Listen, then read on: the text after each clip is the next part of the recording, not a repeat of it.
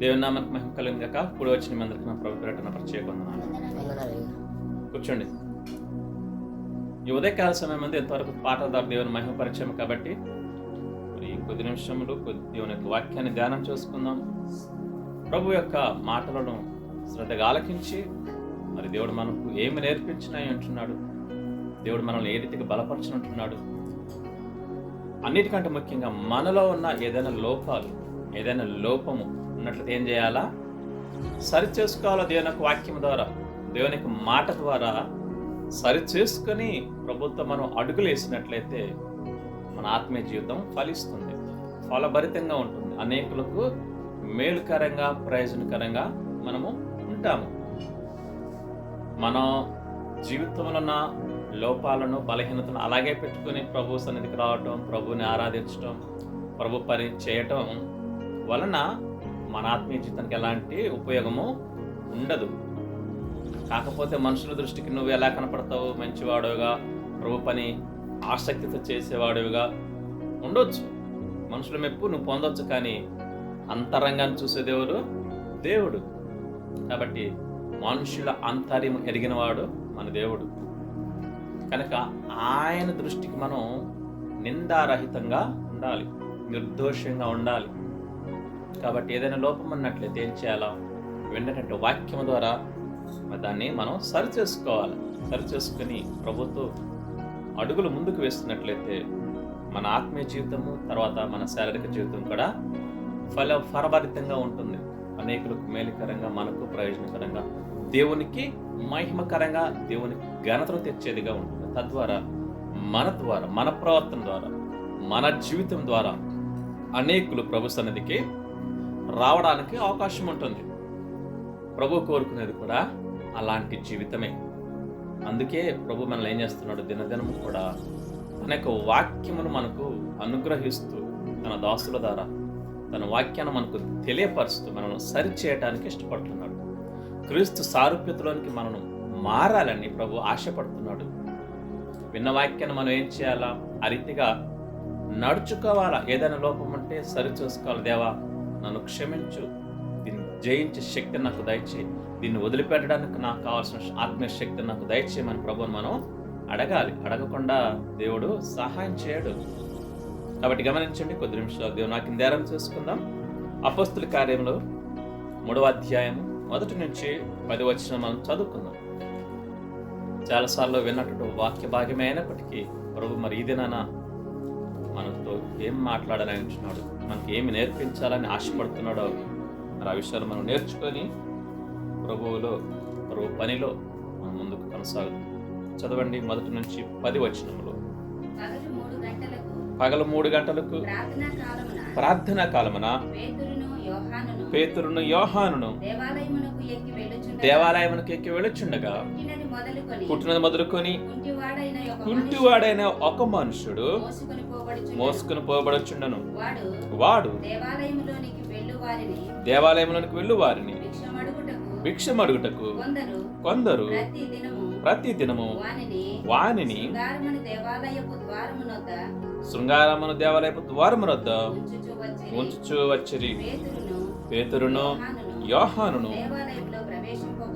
దేవాలయములో ప్రవేశింపబోనప్పుడు వాడు చూచి భిక్షమడుగగా పేతురును యోహానును వానిని తేరు చూచి మా తట్టు చూడమనిరి. వాడు వారి యొద్ద ఏమైనా దొరుకునని కనిపెట్టుచు వారి యందు లక్ష్యముంచెను. అంతట పేతురు, వెండి బంగారములు నా యొద్ద లేవు, కానీ నాకు కలిగినదే నీకు ఇచ్చుచున్నాను. నజరేయుడైన యేసు క్రీస్తు నామమున నడువమని చెప్పి వాని కుడి చేయి పట్టుకొని లేవనెత్తను. వెంటనే వాని పాదములను చీలమండలను బలము పొందెను. వాడు దిగ్గున లేచి నిలిచి నడిచెను. నడుచుచు గంతులు వేయచ్చు దేవుని స్తుతించుచు వారితో కూడా దేవాలయంలోనికి వెళ్ళెను. వాడు నడుచుచు దేవుని స్తుతించుట ప్రజలందరూ చూచి శృంగారమని దేవాలయపు ద్వారమునొద్ద భిక్షము కొరకు కూర్చుండిన వాడు వీడే అని గుర్తెరిగి వానికి జరిగిన దానిని చూచి విస్మయముతో నిండి పరవశులయ్యిరి. చదవబడిన లేఖన భాగము ద్వారా దేవుడు మనల్ని బలపరిచి నడిపించును గాక. ఆమేన్. చూడండి పిల్లలు, గమనించినట్లయితే అపొస్తలుల కార్యములు 3వ అధ్యాయము మరి 1 నుంచి 10 వచనం మనము చదివాం. ఈ భాగము మనకు అనేక సార్లు విన్నాము. ఈ భాగము ద్వారా మనం అనేక విషయాలు మనం తెలుసుకున్నాము, ఇంతకుముందు నేర్చుకున్నాము కూడా. కానీ దేవుని వాక్యం ఎన్నిసార్లు విన్నా, ఎన్నిసార్లు చదివినా మనకు క్రొత్త విషయాలు నేర్పించేదిగానే ఉంటుంది. ఎందుకంటే మన ఆత్మీయ జీవితాన్ని దినదము ఏదో ఒక మాట ద్వారా దేవుడు మనం బలపరుస్తూనే ఉంటాడు. అయితే శ్రద్ధతో ఆలకించాలి. మరి వినగలిగే చెవు కూడా దేవుడు మనకు అనుగ్రహించాలని ప్రార్థన చేసుకోవాలి. గ్రహించే మనసు కూడా మనకు ఉండాలి. అప్పుడు మాత్రమే దేవుడు మనతో మాట్లాడి మనల్ని బలపరుస్తాడు. లేదు అంటే శ్రద్ధగా లేకుండా, దేవుని వాక్యాన్ని వినకుండా అశ్రద్ధగా ఉంటే అది ఫలించదనమాట. త్రోవపడిన విత్తనంగా ఉండిపోతుంది.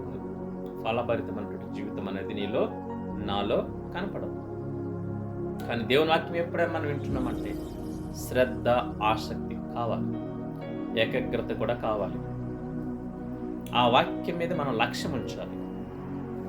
అప్పుడు దేవుడు నాతో ఏం మాట్లాడుతున్నాడు, నాతో ఏం మాట్లాడాలని ఇష్టపడుతుంటున్నాడు, నా కొరకు ఏం వాక్యాన్ని సిద్ధం చేస్తాడు, ఏ మాటను నా కొరకు మరి ఉంచాడు అని మనం ఆసక్తితో కనిపెట్టుకున్నట్లయితే నిజంగా దేవుడు మాట్లాడతాడు. ఒకళ్ళు ప్రార్థనలో అనేక ప్రశ్నలు దేవుని అడిగి ఉండవచ్చు. ఆ ప్రశ్నలకు సమాధానాలు వాక్యం ద్వారా కూడా దేవుడు నీకు జవాబిస్తాడు. ప్రతి మనిషికి ఇస్తాడు దేవుడు వాక్యం ద్వారా కూడా అనేక రకాలుగా ఇస్తాడు. కాబట్టి అందుకే దేవుని వాక్యం మనం శ్రద్ధగా ఆలకించాలి. మన మనసు, దృష్టి మొత్తం ఎక్కడ పెట్టాలి? ఇక్కడే ఉంచాలి, దేవుని వాక్యం మీదే ఉంచాలి. కాబట్టి గమనించండి, ఇక్కడ మనం చూసినట్లయితే ఈ వాక్య భాగంలో మరి పగలు ఆ యొక్క పేతురు, యోహాను గారు మందిరానికి వెళుతున్నారు ఆరాధించడానికి. మందిరానికి వెళుతూ ఉన్నప్పుడు ఆ యొక్క మందిరం పెద్ద మందిరం. మరి ఆ మందిరంలో బయట మరి వ్యాపారాలు చేసుకునేవాళ్ళు, మరి భిక్ష అడుక్కునేవారు కూడా ఉంటున్నారు. అంటే ఆ లెక్కన అది చాలా పెద్ద మందిరమే. ఎందుకంటే అంతమంది జనాభా వస్తున్నారు కాబట్టి వాళ్ళు అక్కడ ఉండగలుగుతున్నారు. వారికి ఏదైనా దొరుకుతుందనే ఉద్దేశంతో ఎంతో కొంత ఎవరో ఒకరు సాయం చేయకపోతారన్న ఆశ కదా. అది కూడా ప్రతిరోజు అలా అక్కడకు ఉంటున్నారు. అదే రీతిగా ఒక వ్యక్తి కుంటివాడిని కూడా మరి వాని బంధువులు, స్నేహితులు ప్రతిదినం అక్కడ తీసుకొచ్చి కూర్చోబెట్టి వెళుతూ ఉంటున్నారు. అలాగా ఆ వ్యక్తి పుట్టిన మొదలుకొని కుంటివాడుగా ఉంటున్నాడు, నడవలేని పరిస్థితి. మరి ఆ వ్యక్తి అక్కడ ఉన్నప్పుడు ఆ యొక్క దైవజనులు రాకను చూసి, ఎవరెవరు? పేతురు, యోహాను గారిని చూసి, మరి వారి వేషధారణ చూసి వారు ఎవరో గొప్పవాళ్ళు, ఎవరో గొప్ప వ్యక్తులు అనుకుని భ్రమపడ్డాడు. వాస్తవానికి దేవుని సేవకుల దగ్గర ఏమీ ఉండదనే విషయం ఆయనకు తెలియదు. కాకపోతే బహుశా వారి వేషధారణ చూసి, వారి యొక్క హైట్, పర్సనాలిటీని చూసి బహుశా ఎవరో కలిగిన వారి వ్యక్తులు అనుకొని ఉండొచ్చు. అందుకని వారు రాగానే వారిని భిక్షం అడుగుతుంటున్నాడు. భిక్షం అడగగానే పేతురు అన్నాడు, మా దగ్గర ఏమీ లేవయ్యా, వెండి బంగారులు మా దగ్గర లేవు, కానీ అతి శ్రేష్టమైనటువంటిది మేము కలిగిన నీకు ఇస్తున్నాము అనేసరికి ఆయన ఇంకేదో అనుకున్నాడు. వెండి కానీ బంగారం కంటే వీటికంటే శ్రేష్టమైనది ఏంటి? వజ్రాలు. బహుశా అలా ఉండొచ్చేమో అతని ఆలోచన అనుకొని ఏం చేశాడు? వారి యందు లక్ష్యం ఉంచాడు. వారి మీద కనిపెట్టుకుంటూ ఏమిస్తారా అని లక్ష్యం ఉంచాడు. చూసారు, ఆయన గురి మొత్తం వారి మీద పెట్టాడు. అప్పుడు పేతురు అంటున్నాడు, అయ్యా, వెండి బంగారం మా ఇద్దరు లేవు, కానీ మాకు కలిగినదే నీకు ఇస్తున్నాము. ఏంటా కలిగిందంటే నజరేయుడైన యేసు నామమును మేము కలిగి ఉన్నాము, నజరేయుడైన యేసు క్రీస్తు మేము కలిగి ఉన్నాము. కాబట్టి ఆయన పేరు నువ్వు లేచి నిలబడు, స్వస్థత పొందుకో అని చెప్పేసి ఆయన చేయి పట్టుకుని లేవనెత్తడం జరిగింది. వెంటనే ఏం జరిగిందంటే అక్కడ ఆయన కాళ్ళు, చీలమండలు అవన్నీ కూడా టక టక టక మరి సరిచేయబడి మరి తిన్నగా రావటం జరిగింది. అంటే స్వస్థత వెంటనే అక్కడ జరిగింది కదా. కనబడుతుంది మనకి అక్కడ. వెంటనే మన కుడి చేయి పట్టుకుని లేవనెత్తగా వెంటనే మన పాదములో చీలమండలు బలము పొందాను. అలాగా బలం పొంది లేచి నిలిచి నడుచుచు గంతులు వేస్తూ దేవుణ్ణి స్తుతిస్తూ మరి వారితో పాటు మందిరంలోనికి వెళ్ళడం జరిగింది. అది చూచిన అనేకులు, ఈడు భిక్షగాడు కదా, కుంటివాడు కదా, పుట్టిన మొదలుకుని నేటి వరకు కుంటివాడు కదా అని ఆ యొక్క జరిగిన ఆ కార్యాన్ని చూసి, అద్భుతం కదా, స్వస్థత అద్భుతం చూసి ఆశ్చర్యపడ్డారు, దేవుణ్ణి స్తుతించారు, నిండి పరవశించారట. అంటే అర్థం ఏంటి? వారు కూడా సంతోషించారు. ఇది ఇక్కడ జరిగినటువంటి సంఘటన. కాబట్టి గమనించండి, మనం ఈ యొక్క సంఘటన నుంచి కొన్ని ఆత్మీయ సత్యాలను మనం నేర్చుకుందాం. ఈ యొక్క వ్యక్తి మనకు కొన్ని అనేక విషయాలు మనకు ఈరోజు నేర్పిస్తూ ఉంటున్నాడు. మనం ఆత్మీయ జీవితంలో ఉంటున్నాం కాబట్టి, మనం విశ్వాసముగా ఉంటున్నాం కాబట్టి, మరి ప్రభువుకు ఏ రీతిగా జీవించాలి అనే విషయాన్ని ఈ యొక్క అన్యుడు మనకు నేర్పిస్తున్నాడు. అన్యుడే కాదా? అన్యుడే. ఎందుకంటే బయట కూర్చున్నాడు, మందిరం బయట. ప్రతిరోజు మందిరం బయట కూర్చున్నాడు. విశ్వాస అయితే లోపల కూర్చుంటాడు, దేవుని సన్నిధిని అనుభవిస్తాడు, దేవుని స్తుతిస్తాడు, దేవుని వాక్యాన్ని వింటాడు. మరి బయట కూర్చున్నాడంటే అన్యుడే కదా. కేవలం ఆయన ఎందుకు వచ్చాడు? అడగడానికి కోసం, అడుక్కోవడానికి వచ్చాడు. భిక్షగాడు కాబట్టి భిక్షమెత్తుకోవడానికి వచ్చాడు తప్ప విశ్వాసి కాదు. విశ్వాసి అయితే లోపల ఉంటాడు, దేవుని సన్నిధిలో ఉంటాడు. మరి అలాంటి అన్యుడైన వ్యక్తి మనకు ఆత్మీయ సత్యాలు ఎన్నో నేర్పిస్తున్నాడు. మనం చూసినట్లయితే ఈ యొక్క భాగంలో మనం 40 దినాలు ఉపవాస ప్రార్థన చేస్తున్న మనము, వాళ్ళకి 26వ రోజు కదా, 40 దినాలు ఉపవాస ప్రార్థన చేస్తున్న మనము ఈ వ్యక్తి నుంచి కొన్ని అనేక విషయాలు మనము నేర్చుకోవచ్చు. ఏమిటంటే, పుట్టిన మొదలుకొని కుంటివాడైన ఒక మనుష్యుడు. ఆయన ఎప్పటి నుంచి అంట? పుట్టిన మొదలుకొని కుంటివాడుగా ఉంటున్నాడు. మన జీవితంలో కూడా చాలాసార్లు పుట్టినప్పటి నుంచే కదా అన్ని బలహీనతలు ఉండేది, మనకు లోపాలు ఉండేది. ప్రతి మనిషికి పుట్టుకతోనే వస్తుంది. ఏంటది? పాపం అనే బలహీనత. బలహీనతను ఎందుకు అంటున్నానంటే, దేవుని రాజ్యానికి అది తీసుకెళ్ళదు మనల్ని. పాపం ఎక్కడ తీసుకెళ్తుంది? నరకానికి తీసుకెళ్తుంది. అందుకే బలహీనత. ఆ పాపం అనే బలహీనత పుట్టుకతోనే మనతో పాటు వస్తుంది. ఈ వ్యక్తి కూడా పుట్టుకతోనే కుంటివాడు కాబట్టి, పుట్టుకతో మన బలహీనతలు, మన పాపాలన్నీ కూడా మన జీవితంలో వెంటాడుతూ వస్తుంటాయి.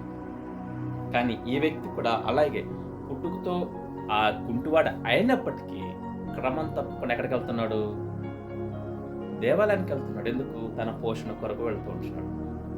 అదే రీతిగా రక్షించబడిన ప్రతి వ్యక్తి, విశ్వాసి అనబడే ప్రతి వ్యక్తి, ఆడు నిజమైన ఆత్మీయుడా, నామకార్థ క్రైస్తవుడా తర్వాత సంగతి. కానీ ఏం చేయాలి? క్రమం తప్పకుండా దేవుని మందిరానికి వెళ్ళాలి, ప్రార్థనకు వెళ్ళాలి. వెళితేనే కదా రోగం బాగయ్యేది. రోగి ఏం చేయాలి? హాస్పిటల్కు వెళ్ళాలి. ఎప్పటి వరకు? తాను బాగయ్యేంత వరకు క్రమం తప్పకుండా వెళ్ళాల్సిందే. అలాగే పాపం అనే రోగంతో ఉన్న మనం ఏం చేయాలా? ప్రభు సన్నిధికి వెళుతూ ఉండాలి. ఎప్పటి వరకు? ఈ భూమి మీద ఉన్నంత వరకు వెళ్ళాలి. అంటే అర్థం ఏంటి? ప్రార్థన ఎప్పుడు జరుగుతుంది అప్పుడు తప్పకుండా మనం వెళ్ళాలి. మిగతా రోజులు మనం పనులు చేసుకోవచ్చు. అది ఇక్కడ మనకు నేర్పిస్తున్నాడు ఈ వ్యక్తి. క్రమం తప్పకుండా ఏం చేస్తున్నాడు? దేవాలయానికి వస్తున్నాడు. ఒక అన్యుడే వస్తున్నాడు. కోర్స్ ఆయన ఉద్దేశం వేరే కావచ్చు, అది మనకు అనవసరం. కానీ క్రమం తప్పకుండా వస్తున్నాడు.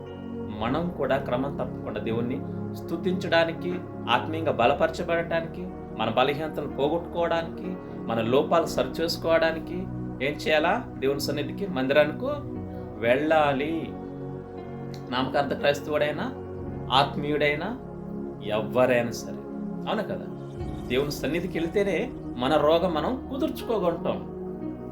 అందుకే ప్రభు అంటున్నాడు యేసయ్య గ్రంథంలో, నా సన్నిధికి రండి, మీ వివాదాన్ని తీర్చుకోండి. ఎప్పుడు? వచ్చినప్పుడు. వస్తేనే క్రమం తప్పకుండా. అది కూడా అప్పుడప్పుడు, నెలకొకసారి, లేదా వారం విడిచి వారం, ఇలా కాదు వెళ్ళాల్సి.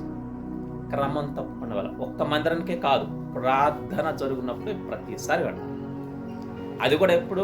కనీసం మన సొంత సంఘాలు జరిగే ప్రార్థనలకు అన్నిటికీ మనం హాజరు అవ్వాలి. సరే, మిగతా బయట వాటి కట్ట అది నీ ఇష్టం. వాటికి వెళ్ళినా వెళ్ళకపోయినా తప్పు లేదు. అది నీ ఇంట్రెస్ట్ని బట్టి, నీ యొక్క సహవాసాన్ని బట్టి, నీ యొక్క మరి అభిమానాన్ని బట్టి, నేను ఎవరైతే పిలుస్తారో వారికున్న నీకు మారుకున్న అభిమానాన్ని బట్టి. కానీ సొంత పరిచయం, సొంత సంఘంలో ఏం చేయాలా? ప్రార్థన ఉన్న ప్రతిసారి కంపల్సరీగా అటెండ్ అవ్వాలి. ఎవరి కోసం? మన కోసమే, నీ కోసమే, నా కోసమే. దేవుని మందిరానికి వెళ్తే ఎవరు దీవించబడతారు? మనమే దీవించబడతాం. దేవుని మందిరానికి వెళ్తే ఎవరు రక్షించబడతారు? మనమే రక్షించబడతాం. అంటే అర్థం ఏంటి? దేవుడు కాపాడుతాడు. రక్షించబడటం అంటే ఏంటి? రక్షణ ఒకసారి జరిగింది, కానీ బ్రతికినంత కాలం దేవుడు కాపాడాలి. అవునా కదా? దేవుడు ప్రతిరోజు మనల్ని బలపరచాలి. దేవుడు ప్రతిరోజు మనల్ని ఏం చేయాలా? తన సన్నిధిలో సజీవులుగా ఉంచాలి. ఇవన్నీ జరగాలంటే మరి దేవుని సన్నిధికి వెళ్ళకుండా, దేవుని దగ్గరికి వెళ్ళకుండా, దేవునితో సహవాసం చేయకుండా, ప్రార్థించకుండా దేవుడు చేస్తాడా? అఫ్కోర్స్ చేస్తాడు, కానీ ఎంతవరకు? కొంతవరకే. అది అందరికి సంబంధించి వర్తిస్తుంది. కానీ నువ్వు ఆశపడి అడుగులు వేస్తే దేవుడు ఏం చేస్తాడు? నీ మీద ఉన్న ఇష్టంతో, అంటే ఏంటి? నువ్వు దేవునికి ఇష్టంగా జీవిస్తే అప్పుడు దేవుడు కూడా నీ పట్ల ఇష్టాన్ని కలిగి ఉంటాడు. అంటే ఇప్పుడు ఇష్టం లేదని కాదు నా ఉద్దేశం. ఆ ఇష్టాన్ని ఇంకా మరింతగా పెంచుకోవడానికి అప్పుడు ఏం చేస్తాడు? నువ్వు అడిగింది ప్రతిదీ కూడా ఇస్తాడు. అలా చేయకుండా దేవుని సన్నిధికి వెళ్ళకుండా నీ ఇష్టానుసారంగా జీవిస్తూ ఉన్నావు అనుకో, పుట్టేటప్పుడు దేవుడు ఎంతకాలం అయితే నిర్ణయించాడో అంతవరకే ఉంటావు. ఆ తదుపరి ఉండవు. ఒకవేళ దేవునికి ఇష్టంగా జీవిస్తూ ఆ సమయం వచ్చిందనుకో, ఒకవేళ నీ పని ఇంకా అవ్వలేదు, ఈ భూమి మీద నువ్వు నెరవేర్చాల్సిన పనులు ఇంకా పూర్తి అవ్వలేదు, దేవుడు ఏం చేస్తాడు? ఆయుష్ పెంచుతాడు. ఆయన ఇష్టం అది. ఇచ్చుకేకి పెంచాడా లేదా? 15 సంవత్సరాలు ఆయుష్ పెంచాడు. ఆయన ఇష్టం అది మన చేతుల్లో కాదు. అయితే దేవునికి ఇష్టంగా నడుచుకుంటే ఆయన ఏదైనా చేయగలరు. కాబట్టి క్రమం తప్పకుండా దేవుని సన్నిధికి వెళ్ళడం మనకు మంచిది. తదుపరి పుట్టినప్పటి నుంచి ఉన్నటువంటి ఈ యొక్క బలహీనతలన్నిటి మనం ఏం చేయాలా? ఈయన ఎలాగైతే అడుగుతున్నాడు, అంటే అడుక్కుంటున్నాడు కదా, మనము కూడా దేవుణ్ణి అడగాలి. ఏమడగాలి? నా బలహీనత పుట్టినప్పటి నుంచి, లేదా మన పితరుల 3 తరాల నుంచి వెంబడిస్తున్న శాపాలు, పాపాలన్నిటి మనం ఏం చేయాలా? దేవా తీసివేయమని మనం అడగాలి. అడిగే ముందు తర్వాత ఏం చేయాలా? ఒప్పుకొని వాటిని విడిచిపెట్టాలి. ఎప్పుడైతే మనం దేవుని అలా అడుగుతామో, క్షమాపణ పొందుకుంటామో, అప్పుడు మనం కనికరించబడతాం. ఆ వ్యక్తి కూడా అలా అడిగితేనే కదా ఆయన పొందుకునేది. అవునా కదా? భిక్షగాడు అడిగితేనే ఎవరైనా ఇచ్చేది. అడగకపోతే ఇస్తారా? అలా ఎంతసేపు నుంచున్నా, ఎన్ని రోజుల నుంచున్నా ఎవడో ఇవ్వడు. కానీ అడగాలన్నమాట. మనము కూడా ప్రభుని అడగాలి. మనకున్న పరిస్థితిని మార్చమని అడగొచ్చు, తప్పులేదు. మనకున్నటువంటి రోగాల నుంచి స్వస్థత ఇవ్వమని అడగొచ్చు, మంచిదే. మనకున్నటువంటి ప్రతి సమస్యకు పరిష్కారం చూపించు దేవా అని అడగాలి. అన్నిటికంటే ముఖ్యంగా ఆత్మీయంగా బలపరచబడటానికి కోసం అడగాలి. కడవరకు రక్షణను కాపాడుకోవడం కోసం అడగాలి. శారీరకమైన స్వస్థతలు ఉన్నా లేకపోయినా నీ రక్షణను కడవరకు నమ్మకంగా నువ్వు కొనసాగించుకోలేకపోతే నరకానికి వెళ్ళిపోతావు. అది ముఖ్యం. కాబట్టి ఏం చేయాలా? కడవరకు నమ్మకంగా మనం బ్రతకాలి. అంతము వరకు సహించిన వాడే రక్షించబడును. అంతము వరకు, తుది శ్వాస మనం విడిచేంత వరకు మన విశ్వాసాన్ని మనం ఏం చేయాలా? కాపాడుకోవాలి.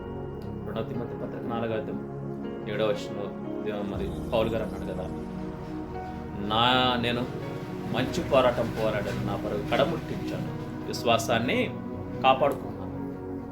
మన రక్షణను కాపాడుకోవాలా, మన విశ్వాసాన్ని కాపాడుకోవాలా, మన నమ్మకత్వాన్ని కాపాడుకోవాలి ప్రభు పట్ల.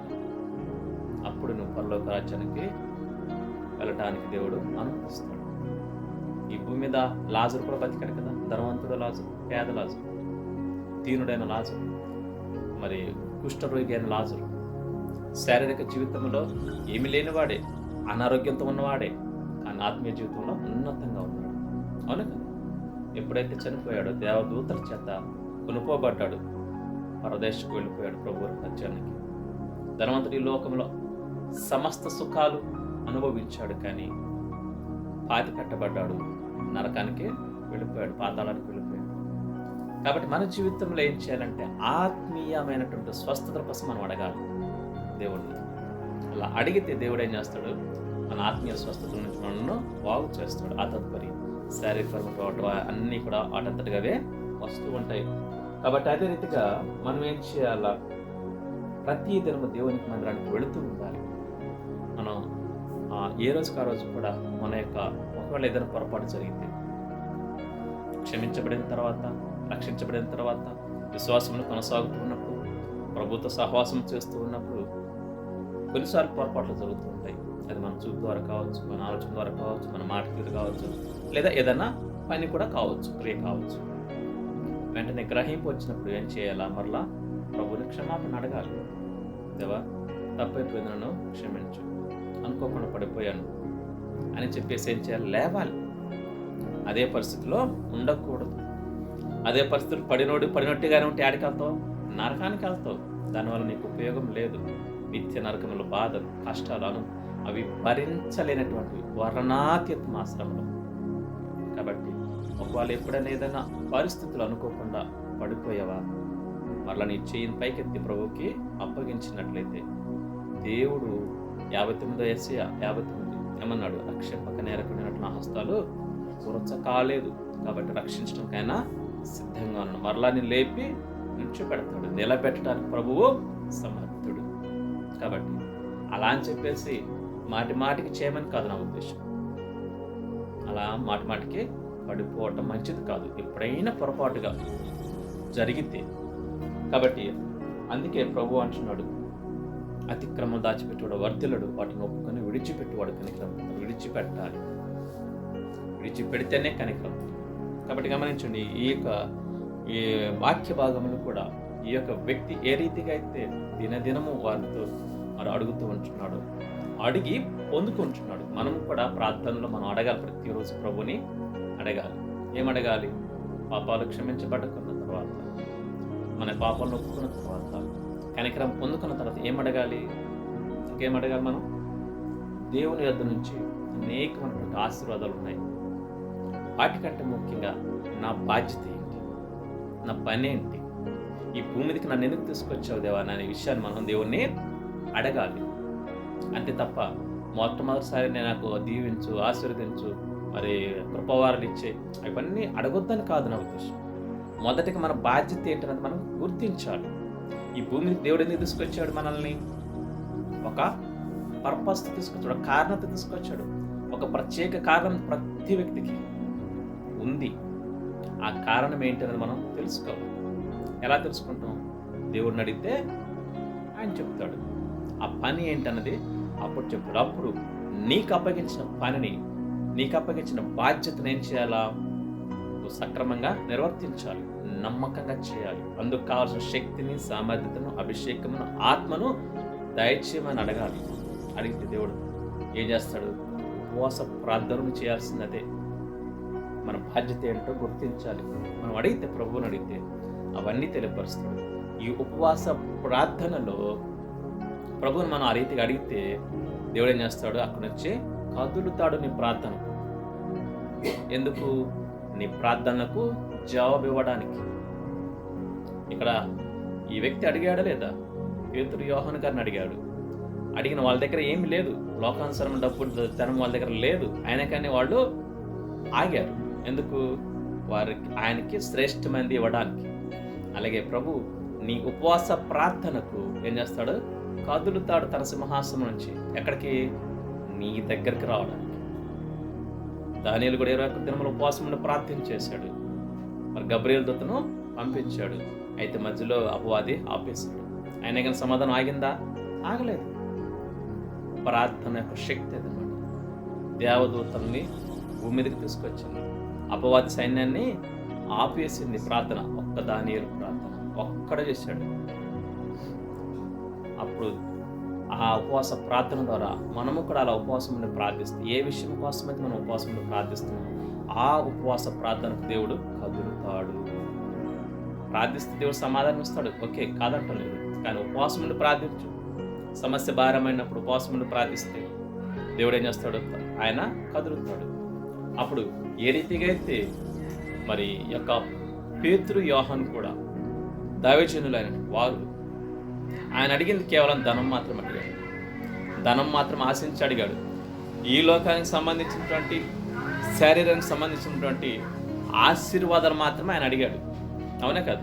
ఒకవేళ ఆయన వాళ్ళు ధనం ఇచ్చారనుకోండి, ధనం ఇస్తే ఏం చేస్తాడు? కొద్ది రోజులు వాడుకొని మరి దాన్ని ఖర్చు అయిపోతుంది. అంతే కదా.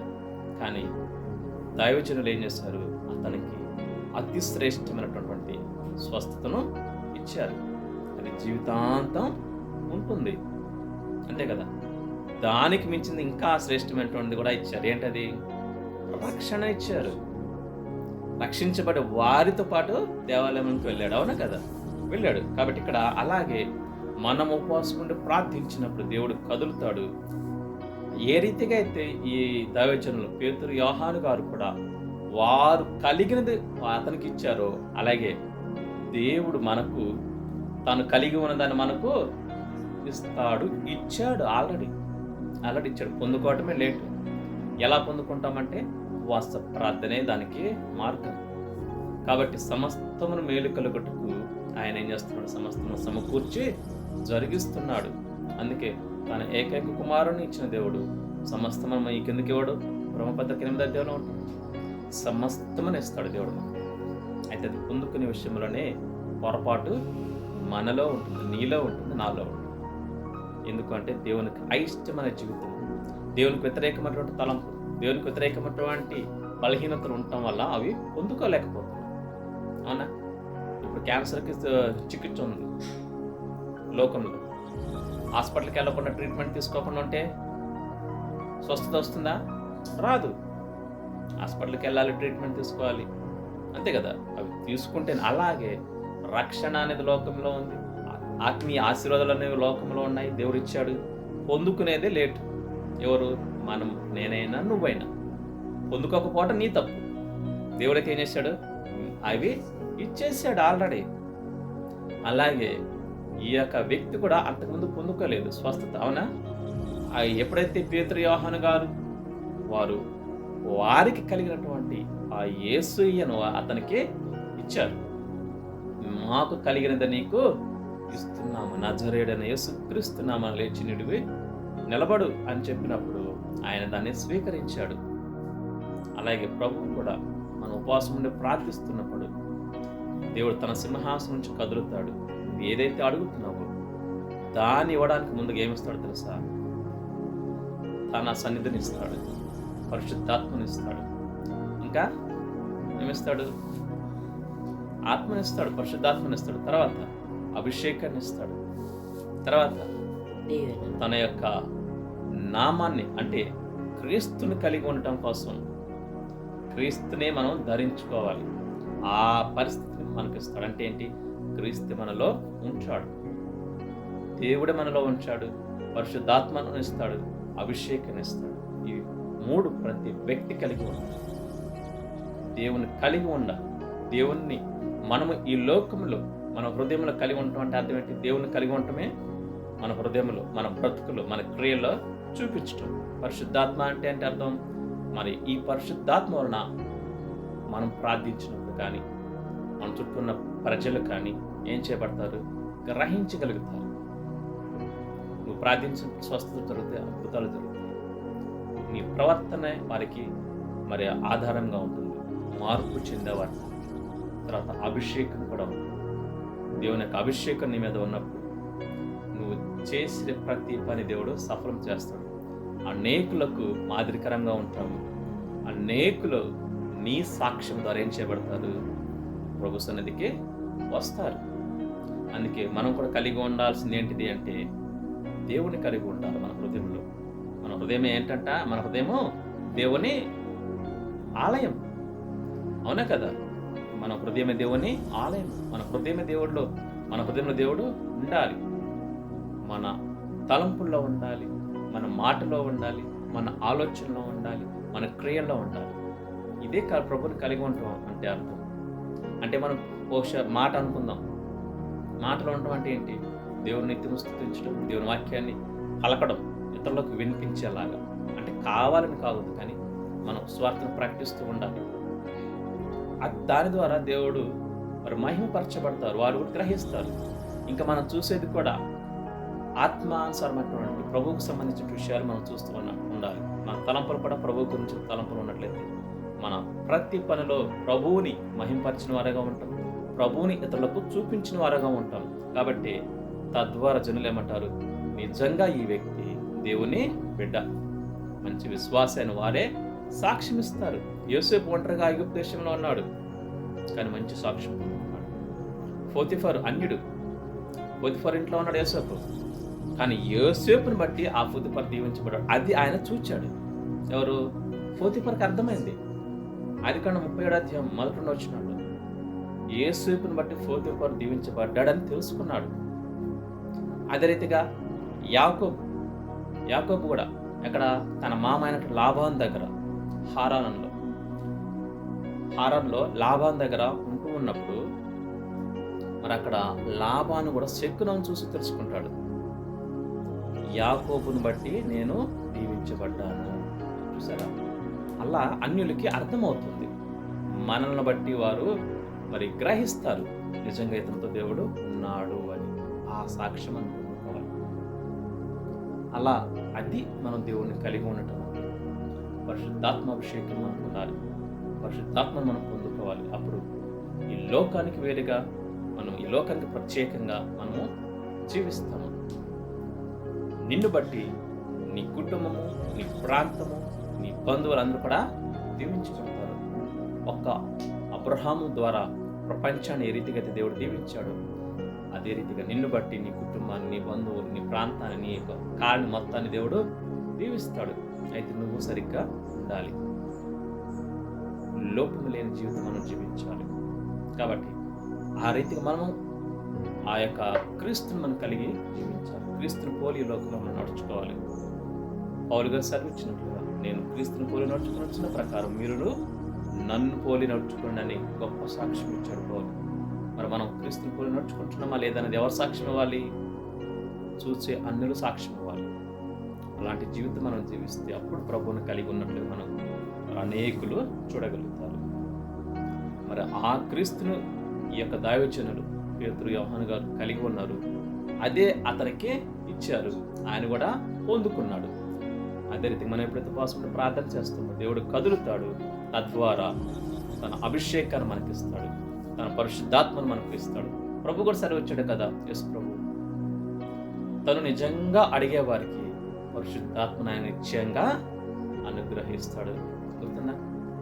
కాబట్టి మనం ప్రార్థిస్తూ అయ్యా పరిశుద్ధాత్మను దయచేయమన్నట్టు ఆయన నిశ్చయంగా ఇస్తాడు, అభిషేకాన్ని ఇస్తాడు. కాబట్టి మనం కలిగి ఉన్నట్లయితే ఈ లోకంతో మనకు మరి అవసరము మనకు లేదు. ఉన్నంత వరకు ప్రభు పని చేస్తాము, ప్రభు మరి మహిమకరంగా జీవిస్తాము, అనేకులను ప్రభుత్వానికి నడిపిస్తాము. తద్వారా దేవుడు పిలుచుకున్న తర్వాత ఆ నిత్య రాజ్యంలో, పరలోక రాజ్యంలో ప్రభుతో పాటు సంతోషంగా జీవిస్తాము. యుగాలు ఒకరోజు కాదు, ఇక ఉండబోయేది మొత్తం అక్కడే. ఎంత కాలమైనా సరే ప్రభుత్వనే సంతోషంగా ఉంటుంది. ఏ కష్టం ఉండదు, ఏ బాధ ఉండదు, ఏ దుఃఖము ఉండదు. ప్రతి కన్నీటి బాష్పబిందుని ఏం చేస్తాడు దేవుడు? అక్కడ తుడిచివేస్తాడు. ఆకలి దప్పులు ఉండవు, ఏమీ ఉండదు, అంతా సంతోషమే. అది ఆ జీవితం కోసం మనం ఈ భూమి మీద మనం సిద్ధపడాలి.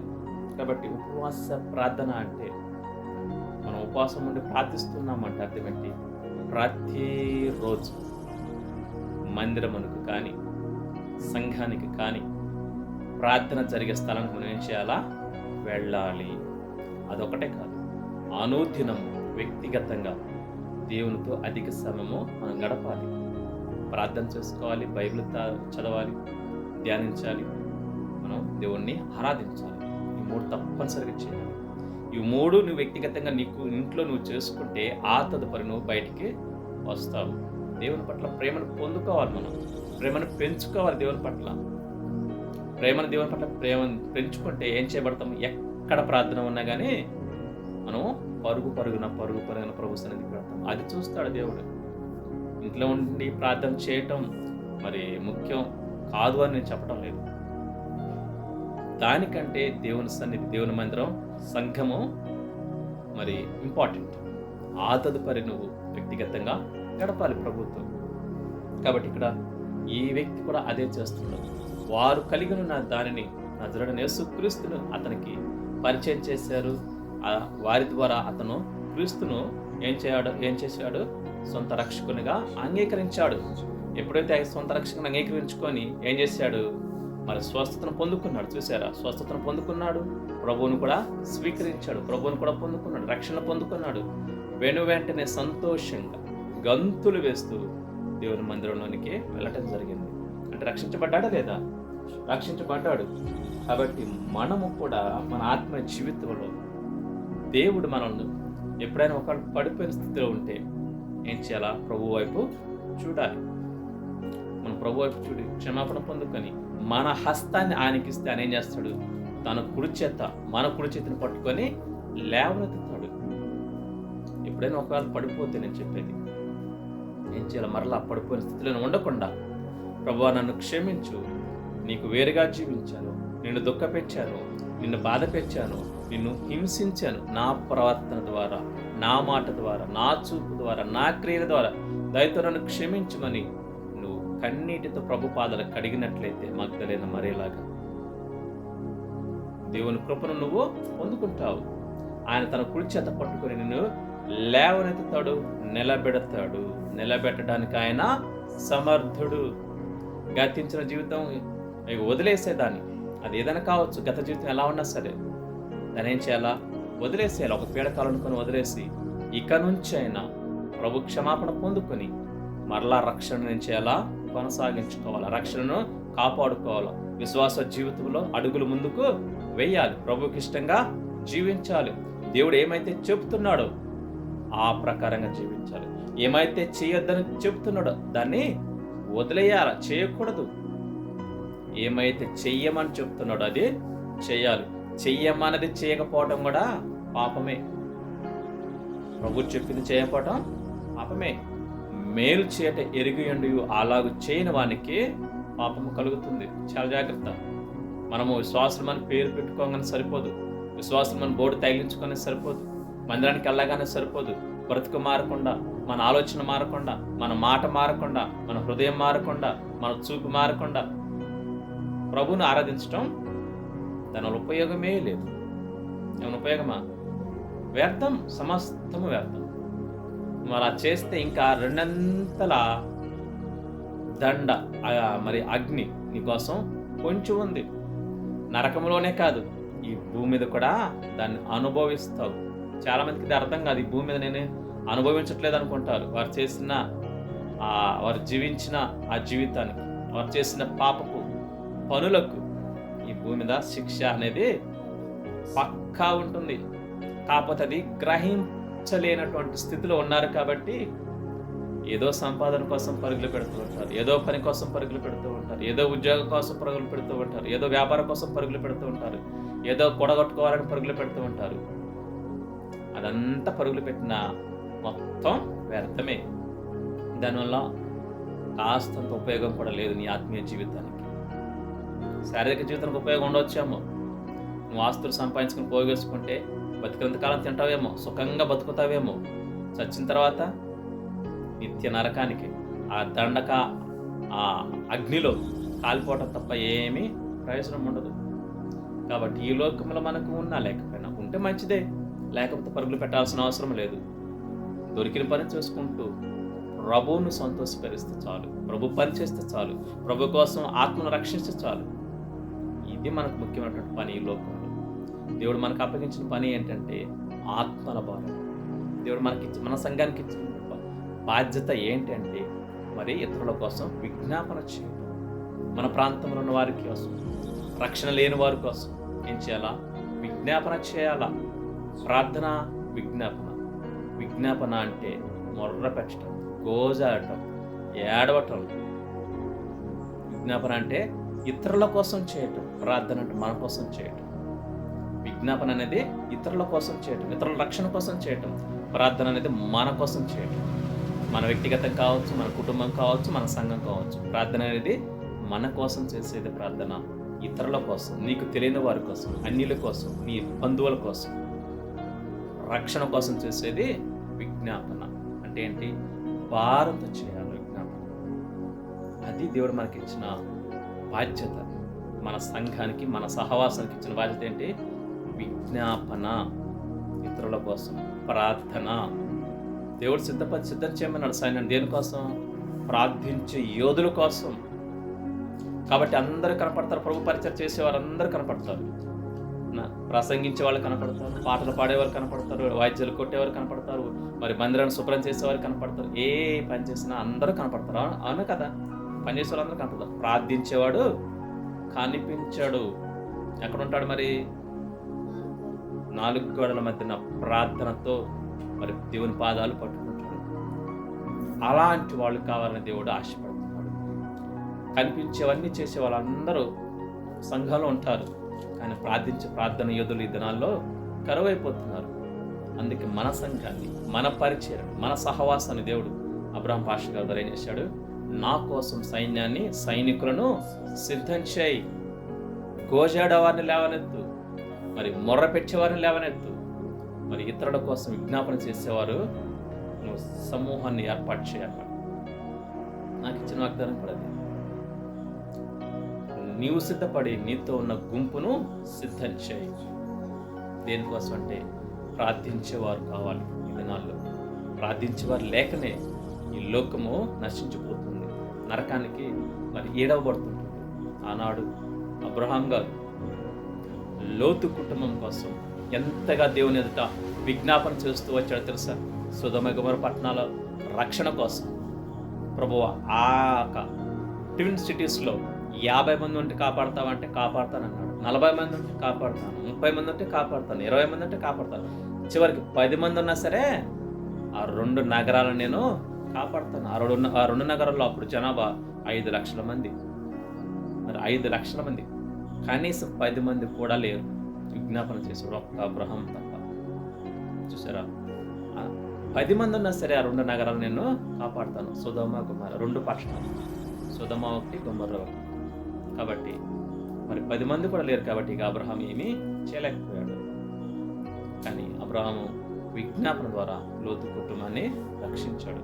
వారు పోగొట్టుకున్నారు, అది వేరే విషయం. కాబట్టి అదే రీతిగా మన ప్రాంత ప్రజల కోసం, ఈ ప్రాంత రక్షణ కోసం, మన బంధువుల రక్షణ కోసం మనం ఏం చేయాలా? విజ్ఞాపన చేయాలి. అవసరమైతే ఉపవాసం నుండి ప్రార్థించాలి. అదే కావాలి.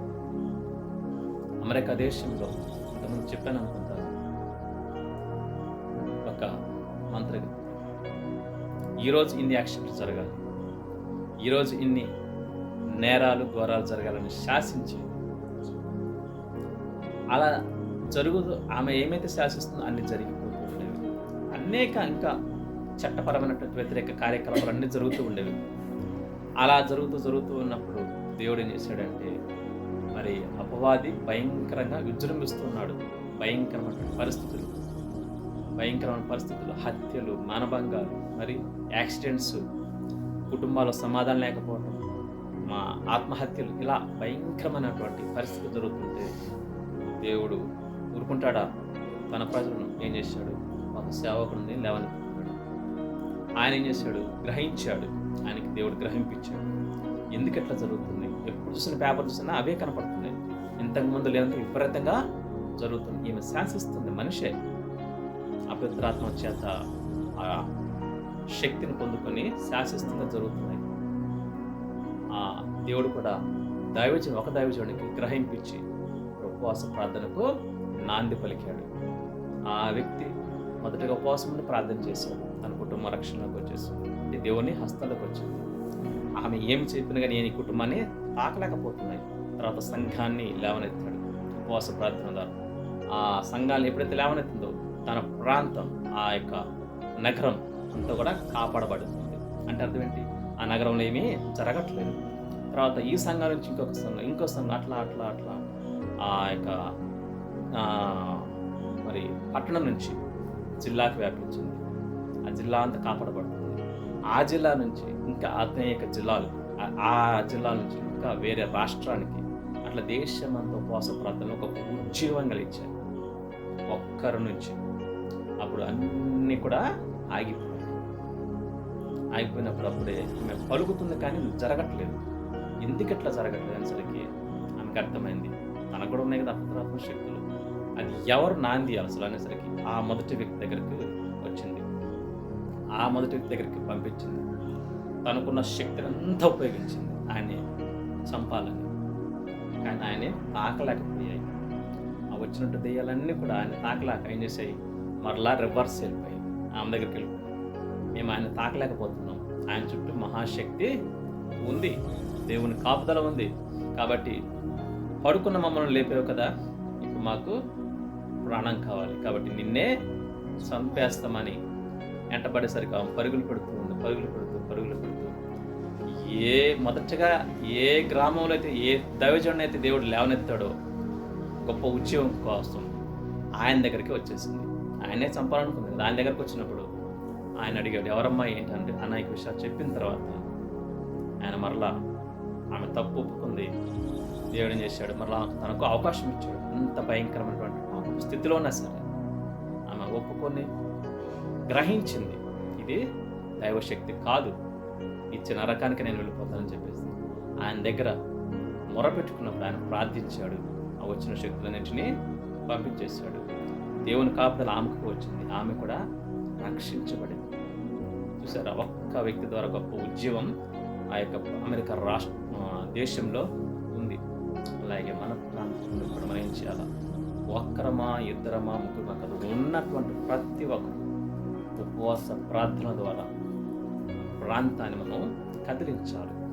మన ద్వారా, మన సంఘం ద్వారా గొప్ప ఉద్యమాన్ని ఈ ప్రాంతంలో లేవనెత్తాలి. సంఖ్య అంత అనేది మనకు అనవసరం, మనం చేయాల్సింది మనం చేయాలి, భారంతో చేయాలి. అయితే దీనికి చేసినందుకు దేవుడు ప్రతిఫలాన్ని ఇవ్వక మానడు. ఆయన అన్యాయస్తుడు కాడు. తన నామాన్ని బట్టి చూపిన ప్రేమకు ఆయన అన్యాయస్తుడు కాడు. అంతకు రెట్టింపు సన్మానం ఇస్తాడు, అంతకు రెట్టింపు దీవెన ఇస్తాడు, అంతకు రెట్టింపు ఆరోగ్యం ఇస్తాడు, అంతకు రెట్టింపు అన్నీ ఇస్తాడు. ఎందుకంటే ఆయన పని మనం చేస్తున్నాం కాబట్టి. ఆత్మల రక్షణ ఈ భారం మనకు ఉందనుకోండి, అది ఎవరి పని? దేవుని పనే కదా. మరి మనం ఆయన పని చేస్తున్నప్పుడు మన పని ఆయన చేయడా? చేస్తాడు. ఏ కొరత ఉండదు, ఏ కొదువ ఉండదు, సమస్తమును సమృద్ధిగా ఇస్తాడు. అయితే కొంత సమయం పడుతుంది. ఎందుకు అంటే మనము మారాలి, మనం నేర్చుకోవాల్సినవి నేర్చుకోవాలి. కాబట్టి బలమైన మరి సైనికులకు మనం తయారవ్వాలంటే కొంత సమయము పడుతుంది. సైనికుడు ఎవడు కూడా ఆ యొక్క దండులో చేరిన వెంటనే యుద్ధానికి వెళ్ళిపోడు. ఏం చేయబడతాడు? మొదటగా ట్రైన్ చేయబడతాడు. అంటే మొదటగా తర్ఫీదు తీసుకుంటాడు. మనము కూడా అదే తర్ఫీదులో ఉన్నాము ఇప్పుడు. అంటే సంఘంగా నేను చెప్తున్నాను, సంఘంగా కావచ్చు, వ్యక్తిగతంగా కావచ్చు, దేవుడే మనకు నేర్పిస్తున్నాడు. అది గుర్తుపట్టి దేవుడు చెప్పినట్లు మనం అడుగులు వేస్తే ఈ ప్రాంతాన్ని ప్రభు కోసం మనం సంపాదించిన వారు మాత్రం అది మనం చేయాలి.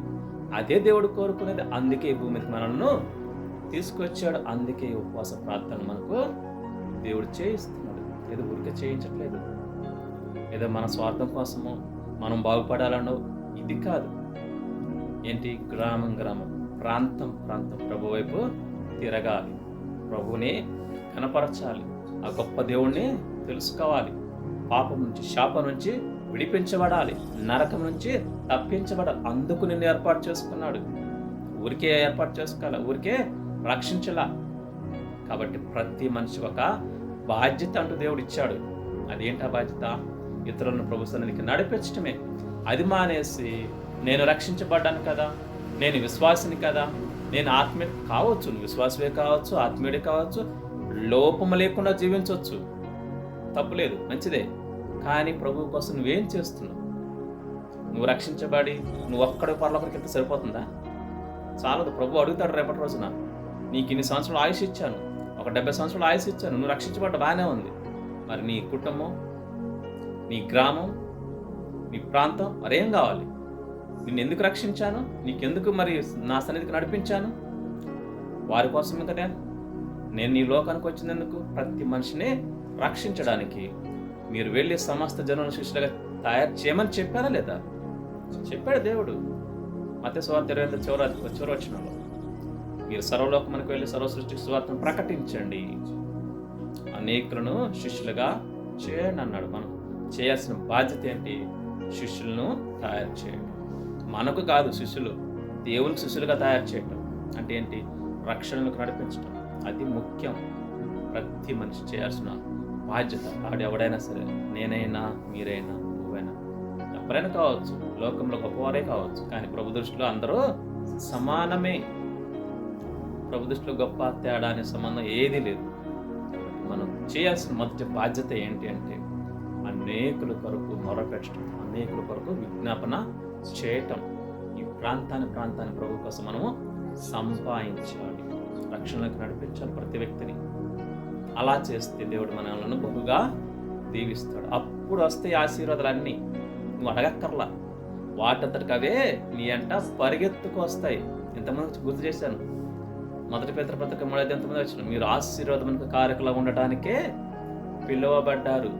ఆశీర్వదించడానికి ప్రభు పిలుచుకున్నాడు. అయితే అంటనే ఆశీర్వదించడు, మనము చేయవలసినవి దేవుడు చెప్పినవి మనం చేస్తే అప్పుడు ఆశీర్వాదం వాటంతటికి అవే వచ్చేస్తాయి. వాటి కోసం మనం పరుగులు పెట్టాల్సిన అవసరం లేదు. దేవ నన్ను దీవించు, నన్ను ఆశీర్వదించు, ఇది కాదు కావాల్సింది. నేను చెయ్యాల్సిన పని ఏంటి, నా బాధ్యత ఏంటి, నేను ఎలా నడుచుకోవాలి, ఇతరులకు నీ గురించి ఎలా స్వార్థ ప్రకటించాలి, ఇది మనం అడగాలి. ఇది అడిగితే అప్పుడు దేవుడు నిన్ను వాడుకుంటాడు, అద్భుతంగా వాడుకుంటాడు. కళల ద్వారా, దర్శనాల ద్వారా, వాక్యం ద్వారా, దైవజనుల ద్వారా, పరిస్థితుల ద్వారా, అనారోగ్య సమస్యల ద్వారా, ఆర్థిక ఇబ్బందుల ద్వారా మాట్లాడతాడు. ఆర్థిక ఇబ్బందుల ద్వారా కూడా మాట్లాడతాడు తెలుసా. ఆర్థిక ఇబ్బందుల ద్వారా కూడా మనం బలపరుస్తాడు, అనారోగ్య సమస్యల ద్వారా కూడా మనం బలపరుస్తాడు. అయితే గ్రహించగలగాలి. నేను యాక్సిడెంట్ అవ్వకముందు ప్రభువుకు లోబడలేదు, సరిగా నా ఇష్టానుసారంగా జీవించాను. అయితే వెళుతున్నా చర్చికి, ఆ నమ్మకంత క్రైస్తవుడే. కానీ యాక్సిడెంట్ దేవుడు ఆయనే జరిగించాడు. ఇప్పుడు అద్భుతంగా నిలబెట్టుకున్నాడు. 8 సంవత్సరాలు స్వస్థత లేదు. ఇప్పుడు ప్రభువుకి దగ్గర ప్రభు స్వరాన్ని వింటూ, ప్రభు చెప్పినట్లుగా ఆయన పనిలో కొనసాగుతున్నాను. అనారోగ్య సమస్యల ద్వారా కూడా దేవుడు మనల్ని బలపరుస్తాడు. దేవ ఎందుకు ఇచ్చావు నాకు ఈ అనారోగ్య సమస్య, ఈ ఆర్థిక ఇబ్బందులను మనం అడగకూడదు, కానీ స్వస్థపరచమని అడగొచ్చు, తప్పులేదు. కానీ నాకు ఎందుకు ఇచ్చావు, నేనేనా, ఇంకెవరు లేరు, ఇది కాదు. దీని ద్వారా నేనేం నేర్చుకోవాలి, దీని ద్వారా నేను ఎలా బలపరచబడాలి, దీని ద్వారా నీకెలా మహిమ రావాలి అని మాత్రం ప్రభుని అడిగితే అప్పుడు దేవుడు తప్పకుండా స్వస్థత ఇస్తాడు. తన పరిచర్యలో నన్ను నిలబెట్టుకుని వాడుకుంటాడు. అందుకే ఇంకొక యోహాను సువార్తలో ఇంకొక కుంటివాడు ఉన్నాడు. దారిలో వెళుతూ ఉంటే శిష్యులు అడుగుతారు, ప్రభువా, యోహాను సువార్త 10వ అధ్యాయం ప్రభువా, ఈ వ్యక్తి 9వ అధ్యాయంలో ఈ వ్యక్తి కుంటివాడుగా పుట్టడానికి కారణం వీని కన్న తల్లిదండ్రులు, లేకపోతే వీడా, అంటే వీడు పాపం చేశాడు, వీడి తల్లిదండ్రులు పాపం చేశాడా అని అడిగితే ప్రభు అంటాడు, ఇతను కుంటివాడుగా పుట్టడానికి వీళ్ళ పాపం కాదయ్యా, దేవుని క్రియలో ఇతనిలో మహిమపరచబడటానికే ఈడు కుంటివాడుగా పుట్టాడు. అంటే అర్థం ఏంటి? ఆ అనారోగ్య సమస్య ఎందుకు ఇచ్చాడు దేవుడు అంటే ఆయన ద్వారా దేవుడు మహిమపరచబడడానికి. ఆ తర్వాత స్వస్థత ఇచ్చాడు దేవుడు. అలాగే మనకు అనారోగ్య సమస్యలు కొన్నిసార్లు వస్తాయి. ఎందుకు అంటే వాటి ద్వారా దేవుడు మహిమపరచబడాలి, ఆయన ఘనపరచబడాలి.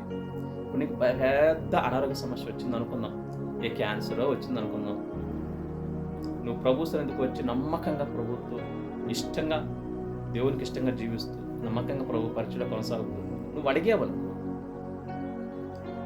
నువ్వు అడగకుండా కూడా చేయగలడు. కానీ ఆ అవసరం నీకు కావాలి, ఉందా లేదా నీకు తెలియాలి.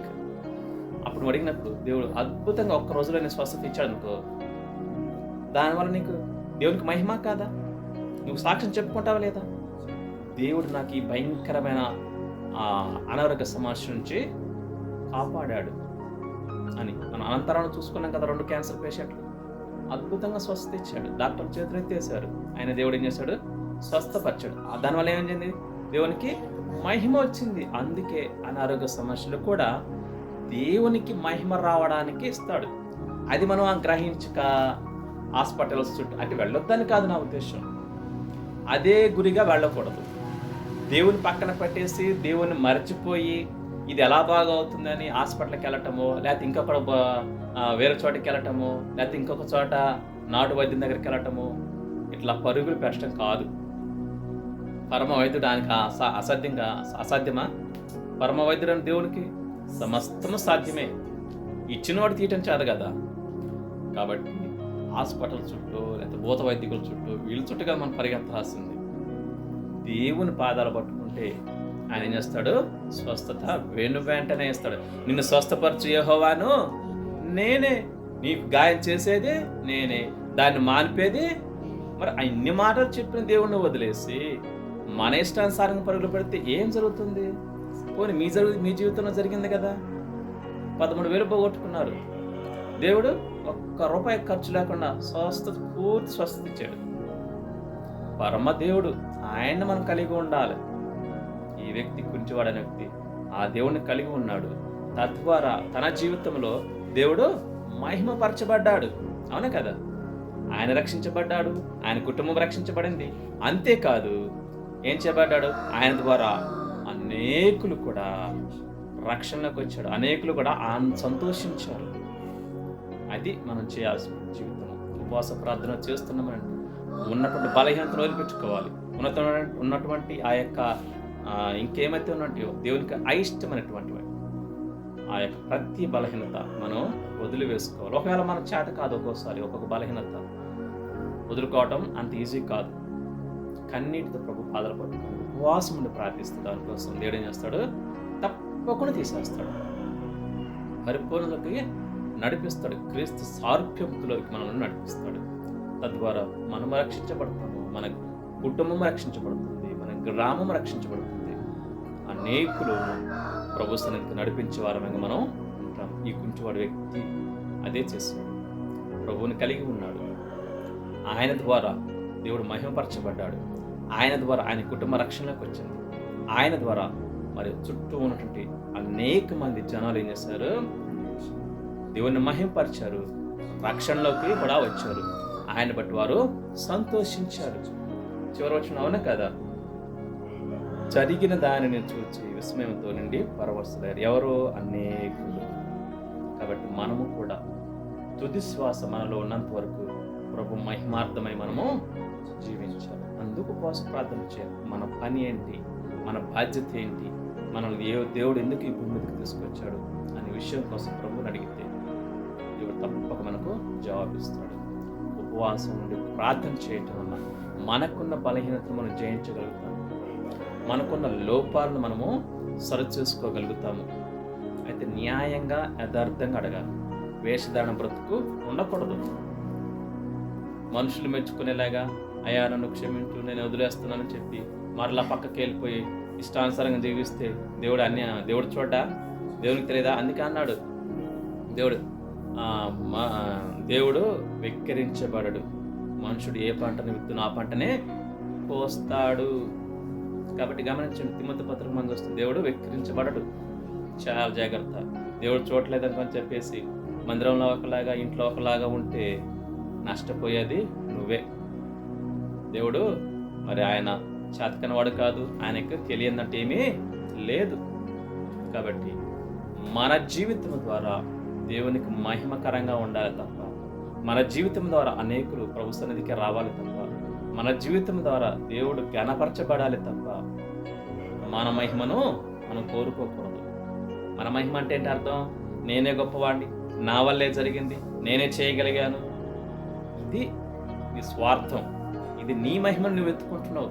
మన మహిమ అంటే ఏంటి? నీ కీర్తి నువ్వే చాటుకుంటున్నావు, నీ గొప్పతనం నువ్వే కోరుకుంటున్నావు. ఇది మనం కోరుకోకూడదు. దీనివల్ల నష్టపోయేది ఎవడైతే అలా కోరుకుంటాడో వాడే నష్టపోతాడు. దేవుని కంటే గొప్పవాడు ఎవడో లేడు. దేవుడే గొప్పవాడు. ఆయన్నే మనం గనపరచాలి. దేవుణ్ణి మనం ముందు పెట్టాలి. ఆ వెనక మనం ఉండాలి తప్ప నేనే చేశాను, నా వల్లే అయింది అనే మాటలు మనం ఎప్పుడు కూడా మాట్లాడదు. ప్రభు కృపను బట్టి నేను చేశానయ్యా అని చెప్పాలి. దేవుడు నన్ను బలపరచం బట్టి నేను చేశానయ్యా అని చెప్పాలా.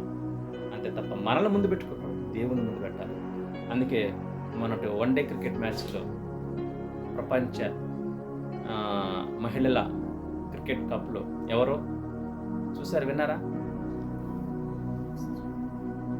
జెమీమియా రోడ్రిగ్స్, క్రైస్తవురాలు, ముంబై నుంచి వచ్చినటువంటి ఆ 20 సంవత్సరాల స్త్రీ క్రికెట్ ఆడుతూ మరి మొన్న ఆస్ట్రేలియాతో జరిగిన సెమీఫైనల్లో, సెకండ్ సెమీఫైనల్లో ఆస్ట్రేలియా మీద 127 రన్స్ తీసింది. గెలిచారు. గెలిచిన తర్వాత ఇంటర్వ్యూలో అద్భుతమైన సాక్ష్యం చెప్పింది. ప్రపంచం చూస్తుండగా మొదటగా నేను నా యేసయ్యకు వందనాలు చెబుతున్నానని చెప్పి, అది కావాలి. యేసయ్యను ముందు పెట్టింది. అంతేగా నేను చేశాను, నేను కొట్టానని ఆమె చెప్పాల. నేను మొదటగా నా దేవునికి ఐ థ్యాంక్ యూ జీసస్ అని చెప్పేసి, ఆ తదుపరి తల్లిదండ్రులకి, తదుపరి కోచ్కి చెప్పాను. ఫస్ట్ మనం దేవుని పెట్టాలి, ముందుకు దేవుని పెట్టాలి ప్రతి విషయంలో. అదే దేవుడు కోరుకుంటున్నాడు. అదే 10 ఆజ్ఞలు మొదటి ఆజ్ఞ కూడా అదే, నన్ను తప్ప వేరే ఒక్కరిని నువ్వు ఎవరిని పూజించకూడదు. ఇదే. ఆమెకి క్రికెట్ అంటే చాలా ఇష్టం, అయినా సరే దేవుని పక్కన పెట్టిందా? దేవునికి 2వ స్థానం ఇచ్చిందా? లేదు, మొదటి స్థానమే ఇచ్చింది దేవునికి. ప్రపంచం చూస్తుండగా, ప్రపంచ మీడియా ముందు I thank to first of all I thank Jesus, మొట్టమొదటి దేవునికి వందనాలు చెప్పింది. ఆ తర్వాత తల్లిదండ్రులకి, ఆ తర్వాత కోచ్కి చెప్పింది.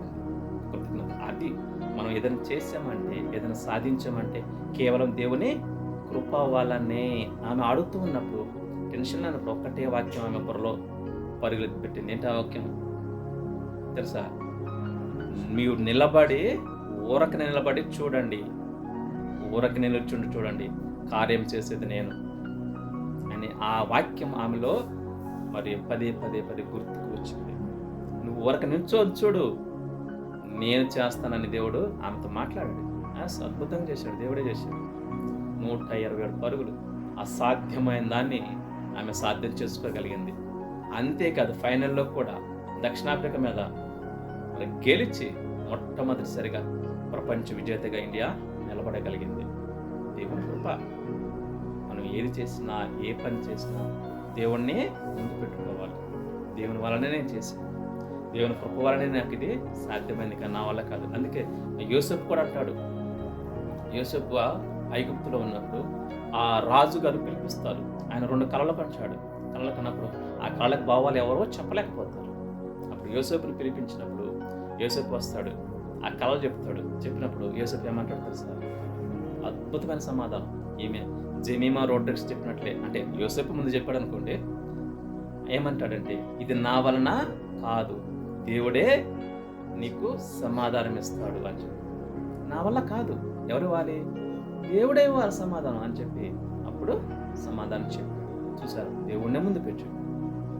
మనము కూడా మనం ఏది చేసినా, ఏ పని చేసినా దేవుని ముందు పెడితే మనకు మొత్తం విజయమే. అవును కదా? పోరాడేది ఎవరు? దేవుడే ఇస్తాడు విజయం.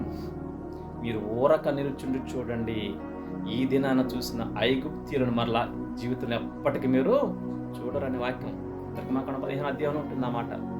మీరు నిల్చుండి చూడండి, అంతే. ఏం చేయద్దు మీరు, దేవుడే యుద్ధం చేస్తాడు నీ తరపున. అయితే మనం నిలబడటం ఒక్కటే దేవుడు కోరుకుంటున్నాడు. ఎలాంటి పరిస్థితి వచ్చినా సరే మనం ఏం చేయాలి? ఆత్మీయంగా పడిపోకుండా నిలబడితే ప్రపంచమంతా ఏకమై నీకు ఎదురుగా ఉన్నా సరే దేవుడు కార్యం చేస్తాడు నీ తరపున. అవునే కదా? ఇలా చూసుకుంటూ పోతే చాలా విషయాలు గుర్తుకొస్తున్నాయి. దేవుడు మరి అద్భుతం చేస్తాడు మన జీవితంలో కూడా.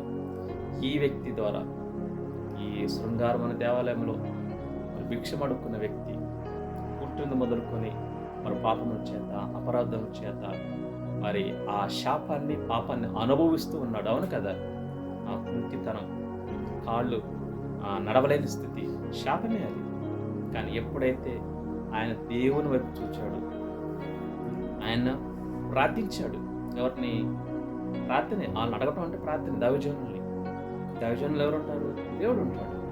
కాబట్టి ఆయన అడిగాడు, అయ్యా మాకేదన్నా సహాయం చేయమని అడిగాడు.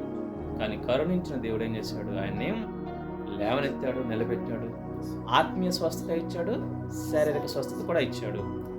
చివరికి ప్రభువే ఆయనలోకి వచ్చేసాడు. ప్రభుని కలిగి జీవించాడు. ఆయన మాత్రమే కాదు, ఆయన కుటుంబం, ఆయన ద్వారా ఆ యొక్క చుట్టుపక్కల వారందరూ కూడా ప్రభు సన్నిధికి రాగలిగారు. ఆయన్ను బట్టి ఆయన ప్రభువుకి మహిమకరంగా జీవించగలిగారు. కాబట్టి మన జీవితాల్లో కూడా మనం ఏం చేయాలా? ఈ రీతిగానే అనేకులకు మనం మేలుకరంగా ఉండాలి. కాబట్టి అనేక విషయాలు దేవుడు నీ ద్వారా అద్భుతాలు చేయిస్తాడు. దేవుడు ఎప్పుడైతే నీ హృదయం కలిగి ఉంటావు, పరిశుద్ధాత్మను పొందుకుంటావు, మరి ఆ అభిషేకం నువ్వు కలిగి ఉంటావు, అప్పుడు నీ ద్వారా అద్భుతాలు దేవుడు చేయిస్తాడు. నువ్వు పొందుకోవటమే కాదు, అద్భుతాలు నీ ద్వారా కూడా చేయిస్తాడు. అందుకే యేసయ్య అన్నాడు ఒకసారి, నాకంటే గొప్ప వాటిని మీరు చేస్తారు అని. అవును, దేవుడు చేపిస్తాడు. ఎప్పుడంటే దేవుని మనం కలిగి ఉన్నప్పుడు మరి ఆ నామకార్థ క్రైస్తవ జీవితాన్ని వదిలివేసి ప్రతి బలహీనతను జయించి ప్రతి లోపాన్ని దేవుని వాక్యం ద్వారా సరిచేసుకొని ప్రభువుకి ఇష్టంగా జీవిస్తే దేవుడు ఏం చేస్తాడు? నిన్ను అద్భుతంగా నిలబెట్టి వాడుకుంటాడు. రాజులతో పాటు కూర్చోబెడతాడు. మంచి పేరును, ఘనతను ఏం చేస్తాడు? దేవుడు ఇస్తాడు. ఎప్పుడు? దేవునికి లోబడినప్పుడు. దేవునికి వ్యతిరేకంగా నువ్వు అడుగులు వేస్తే మాత్రం అంతకు మించిన అధపాతాళానికి వెళ్ళిపోతావు. కాబట్టి గమనించండి, అనుదినం ఈ రీతిగా మనం ప్రభు పాదాలు పట్టుకోవాలి. మన జీవితాన్ని సరిచేసుకుని, ఉన్న లోపాలను సరిచేసుకుని ప్రభు వాక్యం ద్వారా బలహీనతను జయిస్తూ మనం పరిపూర్ణతకి ఎదగాలని ప్రభు ఆశపడుతున్నాడు. ఆయన సారూప్యంలో మనం మార్చబడాలని ప్రభు కోరుకుంటున్నాడు. అందుకు మనం ఏం చేయాలి? అనుదినము ప్రభుత్వ సహవాసం చేయాలి. ప్రార్థన, బైబిల్, వాక్య ధ్యానం, స్తుతి, ఆరాధన కంపల్సరిగా మన జీవితంలో ఉండాలి. ఒక భాగం అయిపోవాలి. దినానికి దశమభాగం అంత తప్పకుండా దేవునికి ఇవ్వాలి. 2.5 గంటలు ఒక విశ్వాసం అది తప్పకుండా ఇవ్వాలి. అంతకు మించి కూడా ఇవ్వాలి. ఎంత ఎక్కువ సమయం దేవునితో నువ్వు గడుపుతావో అంత ఎక్కువగా దేవుడు నిన్ను ఘనపరుస్తాడు. ఈ లోకంలో తెలుసా? అంత ఎక్కువగా దేవుడు నిన్ను ఘనపరుస్తాడు, నిన్ను వాడుకుంటాడు. ఆశపడాలి ప్రభుతో సహవాసం చేయడానికి, ప్రభు పని చేయడానికి మనం ఆశపడాలి. అప్పుడు నీకు మంచి ఆరోగ్యం ఇస్తాడు. పూర్ణ శాంతి గలవానిగా చేస్తానంటున్నాడు. ఎవడైతే నా మీద ఆనుకుంటాడో వాడిని పూర్ణ శాంతి గలవానిగా చేస్తానని యెషయా గ్రంథంలో అంటున్నాడు. కాబట్టి మనము ప్రభుతో సహవాసం చేస్తూ ఆయన చెప్పింది పాటిస్తూ జీవించినట్లయితే ఈ లోకంలో అనేకులకు మేలుకరంగా వస్తుంది. తదుపరి దేవుడు కూడా మహిమపరచబడతాడు మన ద్వారా. దేవుడు సంతోషిస్తాడు. ఈ లోకాన్ని విడిచి వెళ్ళిన తర్వాత బలా నమ్మకమైన నా మంచి కుమారుడా, నా మంచి కుమార్తె, నేను నీకు అప్పగించిన పనిలో నువ్వు నమ్మకంగా ఉన్నావు, అంతేకాదు దాన్ని పూర్తి చేసావు. కాబట్టి నీ కోసం నేను సిద్ధం చేసినటువంటి ఈ యొక్క బంగారు కిరీటం, జీవ కిరీటం, మహిమ కిరీటం చాలా ఉన్నాయి. అవన్నీ ఏం చేస్తాడు? అన్ని కోటాను మనుషుల మధ్య, అక్కడ కూడా ఉంటారు పర్లకు, కోటాను దూతల మధ్య దేవుడు నిన్ను ఘనపరుస్తాడు. అద్భుతమైన ఘనత. అంతేకాదు నీకోసం సిద్ధం చేసిన బంగారు పిల్లులు దేవుడు నీకు ఇస్తాడు. అందుకే అంటాడు మన తిమోతి గారు 2వ తిమోతిలో 4వ అధ్యాయంలో, నేను మంచి పోరాటం పోరాడాను, నా విశ్వాసాన్ని కాపాడుకున్నాను. నా కోసం దేవుడు ఏం చేశాడు? నీతి కిరీటాన్ని దాచి ఉంచాడు. ఇది నా కోసమే కాదు, తన అపేక్షను, తన రాకను అపేక్షించు ప్రతి వారికి కోసం ఆయన సిద్ధం చేసి ఉంచాడు. అందుకు ప్రభువు కూడా అన్నాడు 2 ఇదిగో నేను త్వరగా వచ్చుతున్నాను, వాని క్రియలు చొప్పున సిద్ధపరిచిన జీవితం నా యొద్ద ఉన్నది. కాబట్టి మనం ఏ రీతిగా జీవిస్తున్నావు? నువ్వు ఏ రీతిగా జీవిస్తున్నావు? దేవునికి ఇష్టంగా జీవిస్తున్నామా? దానికి పరలోకంలో మెప్పు, ఘనత దేవుడు ఇస్తాడు. దేవునికి వ్యతిరేకంగా నీ ఇష్టానుసారంగా జీవించావా? నిత్య నరకంలో శ్రమల పాలవుతూ జాగ్రత్త. ఇకనైనా కళ్ళు తెరుచుకొని, ఇకనైనా ప్రభు పాదాలు పట్టుకొని, దేవా నన్ను సరిచేయి నీ వాక్యం ద్వారా, నన్ను నీ కుమారుడిగా మార్చుకో, నన్ను నీ కుమార్తెగా మార్చుకో, నీ రూపులోకి నన్ను మార్చు అని ప్రభు పాదాలు పట్టుకుంటే అవకాశం ఇంకా ఇస్తున్నాడు. ఇదే మిక్కిలి మంచి అవకాశం, ఇదే గొప్ప రక్షణ దినం, ఇదే శ్రేష్టమైన సమయం. ఎందుకు? ప్రభు సన్నిధికి రావడానికి, ప్రభు పట్ల నీ యొక్క క్షమాపణ, నీ తప్పుల కోసం క్షమాపణ పొందుకోవడానికి సమయం ఉండగానే ప్రభు సన్నిధికి మనం రావాలి. ఎప్పుడైతే దేవుడు మనకు అందుబాటులో ఉన్నాడో అప్పుడే మనం దేవుని దగ్గరికి రావాలి. అవకాశం అయిపోయిందా తర్వాత ఎవ్వడు కూడా కాపాడలేడు. చాలా జాగ్రత్త. కాబట్టి గమనించండి, అవకాశాలు దేవుడు ఇస్తున్నాడు అంటే ఇంకా మనం మారడానికి దేవుడు అవకాశం ఇస్తున్నాడు. అది దేవుడిని చేతగానోడు కాదు, జస్ట్ మనం రక్షించడం కోసం అవకాశం ఇస్తున్నాడు. కాబట్టి ఆ రీతిగా ప్రభుత్వ సహవాసం చేస్తూ అనుదిన ప్రార్థన, వాక్య ధ్యానం, దేవుని స్తుతిస్తూ ఆయన చెప్పినట్లుగా జీవించినట్లయితే దేవుడు మనలను తన కొరకు నిలబెట్టుకుని అద్భుతమైన కార్యాలు మన ద్వారా జరిగిస్తాడు. ఆ రీతిగా దేవుడు మనందరికీ సహాయం చేస్తే నడిపించును గాక. ప్రార్థన చేసుకుందాం.